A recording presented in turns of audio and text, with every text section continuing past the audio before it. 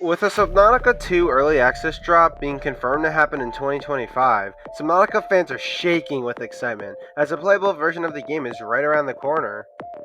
Since I'm one of those Subnautica fans, I thought it'd be fun to suggest slash speculate a few new features that would be a great addition in the Subnautica 2 to make it a good sequel to the first game, and technically Below Zero.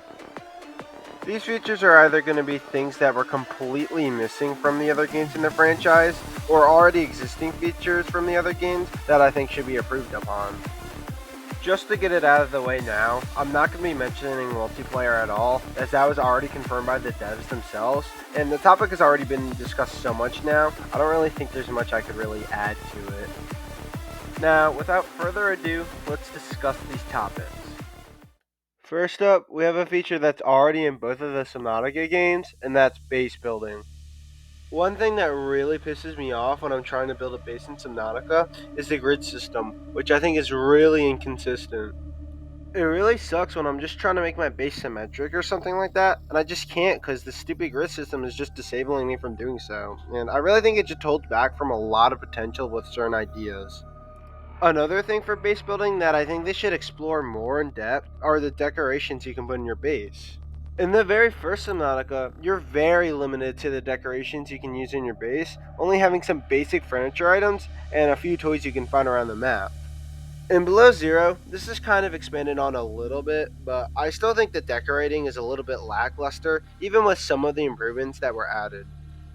It would have been really cool if we could use more of the decorations from Marguerite's base, like the skeletons of creatures we killed, or the rugs and stuff that she has. Lastly, I know this is something that a lot of people have already kind of talked about, but I think having something like a base defense system would be kind of sick. Imagine how cool it'd be if creatures just randomly raided your base, kind of in like the same way that it does in the video game Grounded if you played that, and you have to fend off against random attacks every once in a while.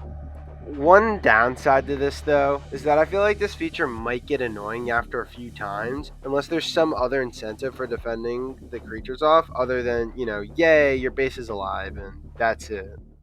For my next suggestion, I want to talk about deeper biomes in Subnautica. Now, I know what you might be thinking, since Subnautica already has some pretty deep biomes in its series, but hear me out. Subnautica 1 does have some pretty deep biomes, but not in the same regard as to what I'm talking about.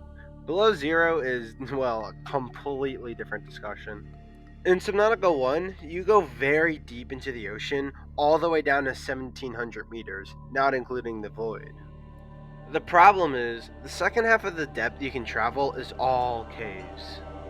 This is pretty neat, but I feel like the depth doesn't really add too much to the biomes or caves since it's already in a cave anyways and you can't really see the surface. I want there to be a biome, maybe not as deep as something like the lava zone in Subnautica, but a deeper biome that's almost at like 1,000 meters deep or something like that. And no matter what type of day it is, it's really dark and almost impossible to see without a flashlight or sonar. I don't want it to be completely impossible to see without tools, but maybe something like this.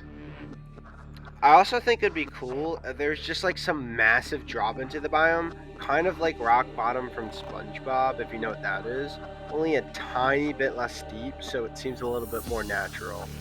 Also, if it was just straight down, I feel like it would be impossible to get up the wall with like a prawn suit or something like that, assuming something like it is in the game.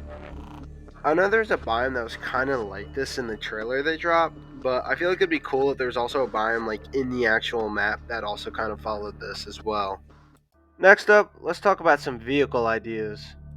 I know both Subnautica 1 and Below Zero have a few different options for vehicles, along with upgrades to customize them more to your unique playstyle, but I think it'd be cooler if we had even more vehicles that we could pick from to suit even more playstyles and scenarios that a player might have. One idea for a vehicle that I have is called the Water Strider. One problem that I had with Below Zero when it added land was that the primary land vehicle only worked on land, even though as a hover bike that looked like it would work on the surface of water. Plus, I mean, just how cool would it look if you could just surf past Leviathans on the surface of the water? That's where the Water Strider comes in, which is supposed to be kind of like an upgrade to the Snow Fox. I'm assuming Subnautica 2 is supposed to have at least some land parts to it, so instead of having the Snow Fox again or something like that, we have the Water Strider. The Water Strider functions very similarly to the Snow Fox, where it's more of a tiny vehicle that you can pick up and put down, but the main difference is that it also works on the surface of the ocean. That means after you're done exploring on land, the vehicle still has some use in the water. Say there's an island you want to go to, but there's some dangerous creatures surrounding it in the water. You can just use the Water Strider to glide past them very quickly and get to your destination quicker and safer.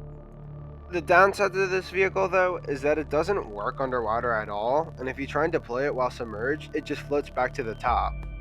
I had a few ideas like this, but I think this one was my most favorite out of all of them, and I really liked how it turned a land vehicle into a somewhat water vehicle as well.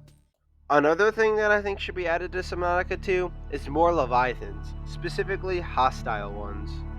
Both of the Subnautica games have a vast amount of Leviathans in them, but I think my biggest complaint with them is that not many of them are hostile. In Subnautica 1, really the only hostile Leviathans in the game, excluding alternative variants like juveniles, there's only the Reaper, Ghost, and Sea Dragon Leviathan. In Below Zero, it's the same, only having the Chelesserate, Shadow, and Iceworm Leviathan. This selection isn't terrible for the games, especially for Below Zero since it has a smaller map, but I think it'd be cool to see even more hostile Leviathans in Subnautica 2, especially if the map ends up being bigger, which I think it will.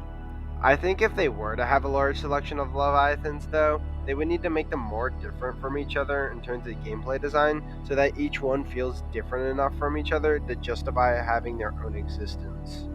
One idea that I actually had a little bit ago was maybe a Leviathan that couldn't actually swim and instead crawled around.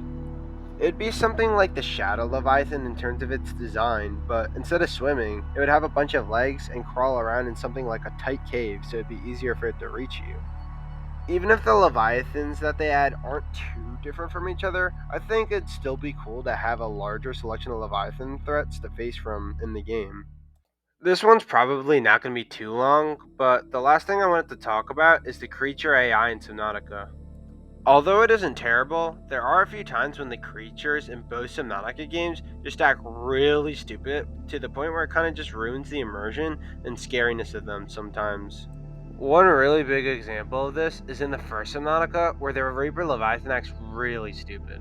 I don't know if this is on purpose or not, but sometimes I'll literally just be following the Reaper Leviathan like 2 feet behind it, and it just keeps on swimming away from me like I'm the one who's chasing it instead of the other way around.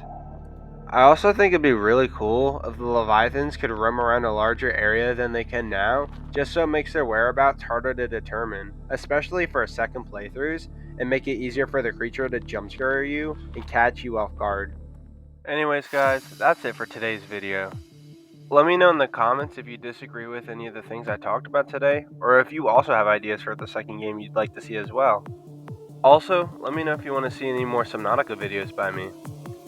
If you liked the video, make sure to like and subscribe, and as always, adios.